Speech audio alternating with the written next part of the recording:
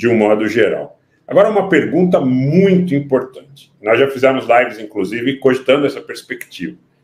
Estamos chegando aí ao período da primavera, então a neve começou a desaparecer, o terreno vai começar a secar. Iniciativas de primavera, seja de russos, seja de ucranianos. Como o senhor vê essa possibilidade a partir desse momento? Eu, em 24 de dezembro, repercutindo uma notícia de canais de Telegram, majoritariamente ucranianos, mas também alguns canais russos, dizia que era esperada uma iniciativa a partir daquele momento, a partir da fronteira de Belarus, em direção à fronteira oeste da Ucrânia, em direção a Kiev, em direção a Kharkiv, partindo da fronteira russa, nesse caso. Cogitaram também desembarques marítimos ou aéreos em Odessa, para tentar burlar ali a barreira de Mykolaiv. Enfim, até aqui não aconteceu. Cogitou-se muito também que os ucranianos poderiam atacar a Crimeia, poderiam buscar outra margem do rio em Kherson. Teremos iniciativas de primavera, na sua visão, doutor Rodolfo? Como é que isso caminha na sua perspectiva? Bom, vou falar inicialmente pela perspectiva ucraniana, né? Que eu escrevi um artigo em 8 de janeiro de 2023 sobre a perspectiva das ofensivas ucranianas. A verdade é que a Ucrânia está formando um exército 3.0, formando cerca de 22 brigadas e recuperando e reestruturando outras 7, dará em torno de 100 mil novos combatentes, cerca de até 40 mil treinados na OTAN, justamente para ter essa iniciativa operacional ofensiva para justificar até o esforço militar de mais de 100 bilhões de dólares da OTAN em sustentação em armas e munições. E também para não haver capitulação dessa guerra de atrito que é cada vez mais desfavorável para a Ucrânia, a Rússia. A Ucrânia ela tem 2 planejamentos operacionais para uma eventual ofensiva. Primeiramente, Zaporízia, pelo eixo de Zaporízia, cortando por Tokmak, chegando a Melitopol e para finalmente atingir Berdiansk, controlando, portanto, a saída para o Mar de Azov, que é algo até hoje muito sentido pela OTAN. A Rússia controlar inteiramente o Mar de Azov é muito prejudicial aos interesses da OTAN. E também, consequentemente, cortaria a estrada que leva a Crimeia até o eixo à esquerda de Kherson, ok? E isso acabaria prejudicando significativamente todo o esforço logístico russo no fronte sul, né, das oblastes, né, atualmente controladas, a margem esquerda de Kherson, a Zaporízia e a parte sul de Donetsk, e finalmente acabaria, né, criando até um colapso operacional para a frente de Donbass e ameaçaria significativamente a Crimeia. Ocorre que, para fazer isso, o que ocorre? A Rússia já espera essa ofensiva. E de modo que há uma grande quantidade de fortificações construídas ao longo de Melitopol, né? E ali no eixo da parte de Orekiv até Rulaipói, que atualmente são controlados pela Ucrânia. Tanto que a Rússia, em janeiro, expandiu essa linha de contato, esse perímetro operacional, já justamente prevendo uma eventual ofensiva ucraniana. Para essa ofensiva ucraniana se desenvolver bem, não basta ter Leopard e Abrams, até porque são terrenos pantanosos, são terrenos de planícies abertas, de monoculturas, de cultivos de cevada, trigo, facilmente identificáveis por um sistema de vigilância, reconhecimento de inteligência por drones, e isso acabaria, a tentativa de romper essas defesas, que são estruturadas em várias camadas, levaria uma quantidade colossal de perdas. Colossal de perdas, a verdade é essa. Então, seria um esforço muito significativo. Agora, a Ucrânia vai usar aquilo que detém. 2 superioridades. A superioridade esmagadora de efetivo, que atualmente já não é mais tão ampla quanto a Rússia.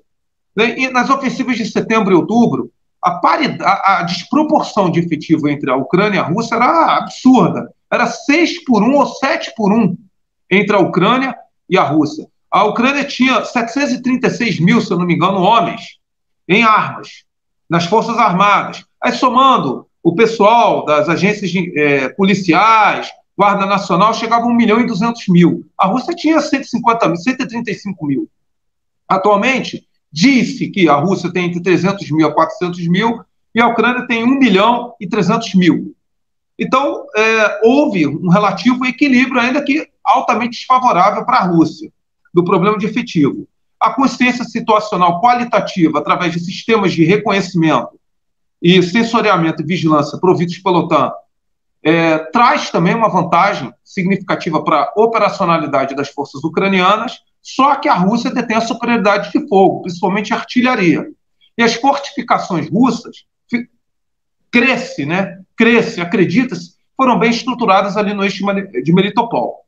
A Ucrânia também pode tentar romper a barreira de Svatovsk a Kremnaia. Essa estrada que liga Svatovsk a Kremnaia, a Ucrânia, desde novembro, tentou romper dezenas de vezes sem êxito, perdendo uma grande quantidade de efetivo. E essas linhas foram altamente fortificadas quando Surovikin assumiu, e justamente prevendo uma ofensiva ucraniana. Recentemente, agora no final de janeiro, início de fevereiro, a Rússia expandiu a linha de contato, chegando próximo a Kupiansk, justamente aproveitando uma certa exaustão operacional das forças ucranianas. Então, a Ucrânia ela pode tentar uma perspectiva ofensiva pelo eixo de Kharkiv, de Svatovo até Kremnaia, ou por Zaporizhia. Eu creio que um desembarque maciço à margem esquerda do Dnieper é complicado, porque é um rio muito caudaloso. O máximo que a Ucrânia pode tentar são desembarques para controlar as ilhas fluviais do Dnieper, que atualmente a Rússia controla. E, no caso, fundamentalmente, tentar recuperar algumas áreas em Donbas, que eu acho que seria um suicídio tático, né? Justamente porque as forças russas ali têm uma superioridade de fogo muito significativa. Então, essa é a perspectiva das ofensivas ucranianas. Agora vamos falar pelas perspectivas russas. Muito se fala que a Rússia tem 300 a 500 mil homens prontos a realmente uma concentração de tropas significativa em Kursk e Belgorod, no eixo norte, né, da Ucrânia, cerca de 250 mil homens na Bielorrússia. Ocorre que eu creio, de acordo com avaliações que a gente faz diariamente, que a Rússia não vai promover ataques após o degelo, a Rasputsia, né? Porque fica intransitável, principalmente para a sua força mecanizada, e o trauma foi significativo na operação militar de 24 de fevereiro de 2022, a qual esperava-se a capitulação política do regime ucraniano. Isso fortalece a defesa.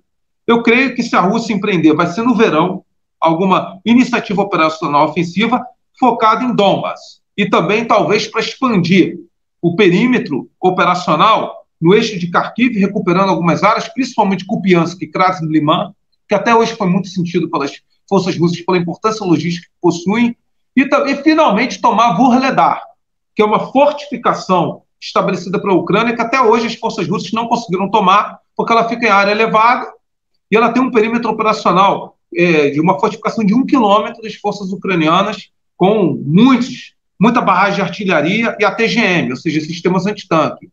Então, essa é a perspectiva que nós acreditamos. Eu não acredito num desembarque anfíbio em Odessa por causa dos meios operacionais limitados da frota do Mar Negro, com navio de desembarque de doca e navio de desembarques anfíbios. Isso é uma deficiência da Marinha Russa, tanto que a Rússia tentou importar aquela classe de navios anfíbios da França, que depois da anexação da Crimeia foi boicotada.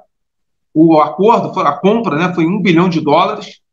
E outro problema é a negação de área que a Ucrânia, junto com a OTAN, conseguiu estabelecer na parte oeste do Mar Negro, perto de Orekiv e perto de Odessa, na fronteira com a Romênia, justamente por causa do forte emprego de mísseis antinavio. E a frota do Mar Negro, ela não tem depois do afundamento da fragata Moskva, ela não tem uma nau capitânia significativa para prender um apoio de fogo sustentável. E a aviação aeronaval é muito limitada. Uma operação anfíbia, sem um apoio aéreo cerrado da aviação aeronaval da Federação Russa seria muito complicada, seria muito difícil. Grande parte da aviação aeronaval russa fica no Báltico e na frota do Pacífico. Então, é um ponto a destacar das perspectivas do teatro de operações.